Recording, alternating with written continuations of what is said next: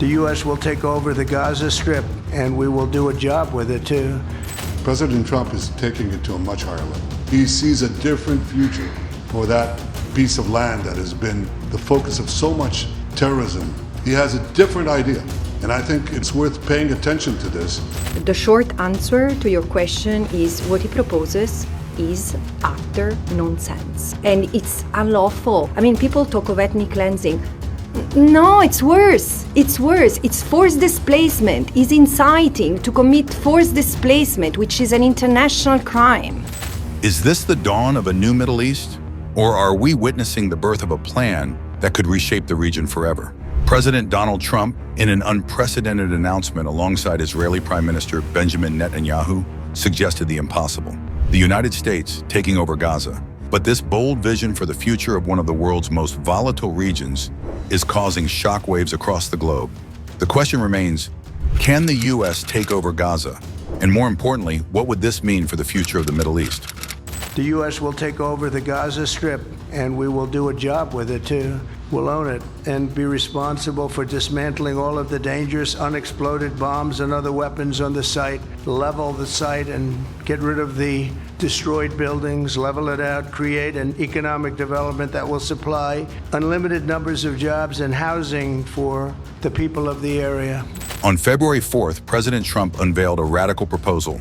The U.S. would take over Gaza, a strip of land decimated by conflict, and make it a place of prosperity, a Riviera of the Middle East. His plan: the U.S. will own and oversee the reconstruction of Gaza, which, according to the United Nations, has been ravaged by airstrikes and violence. Over 90% of homes have been destroyed, schools and hospitals reduced to rubble. But here's the catch: Trump's plan doesn't end with just rebuilding. He speaks of relocating the 2 million Palestinians who currently call Gaza home. The idea? To relocate them to neighboring countries like Egypt and Jordan, offering them fresh, beautiful land.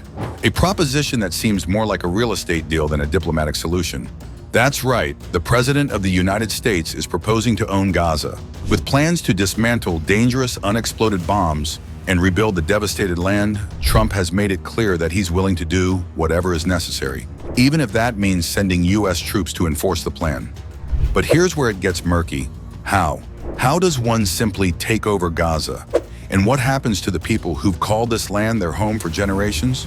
Beth Sanner, a former national intelligence director, raised the biggest question: how could this be done?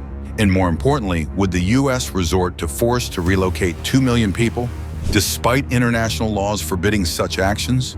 The reality is stark. No Arab nation will be carting Palestinians away from their homeland.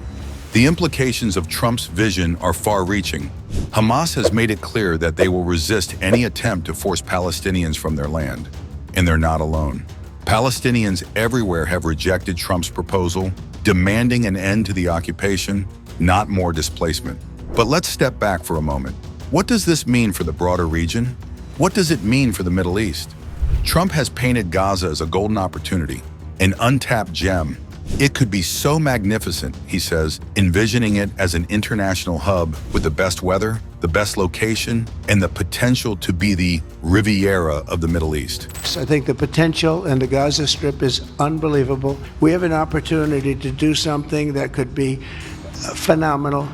And I don't want to be cute, I don't want to be a wise guy, but the Riviera of the Middle East, this could be something that could be this could be so magnificent. But could a real estate investor's dream be the region's nightmare? What about the other nations?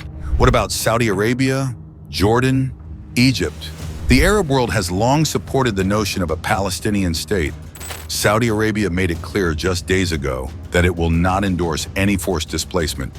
It has firmly stated its unwavering support for Palestinian rights, calling for a two-state solution and the end of Israeli occupation. Arab nations aren't alone in their disapproval. Critics across the political spectrum in the United States have also voiced concern. Even prominent Republicans like Lindsey Graham have called the plan problematic. While some Israeli lawmakers support the idea, believing it could end Gaza's threat to Israel, many in the international community fear that it could lead to violence, chaos, perhaps most alarmingly, ethnic cleansing. And here's the toughest question of all.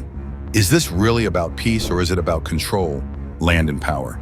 Is this the path to stability in Gaza, or a path toward deeper conflict? The world is watching.